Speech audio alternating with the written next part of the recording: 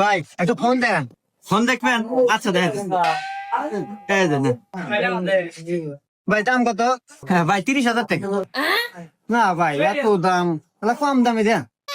ও আচ্ছা, এটা নেন। ভাই এটার দাম কত? এটার দাম ভাই 20,000। না ভাই তাও দাম বেশি হয়, এর চেয়ে কম দামি দেন। এই যে ভাই নেন, এটা একবারে সর্বনিম্ন দাম, একবার 7,000 টাকা নেন। 7,000 টাকা ভাই, তাহলে বেশি হয়ে যায়, এর চেয়ে কম দামি দেন।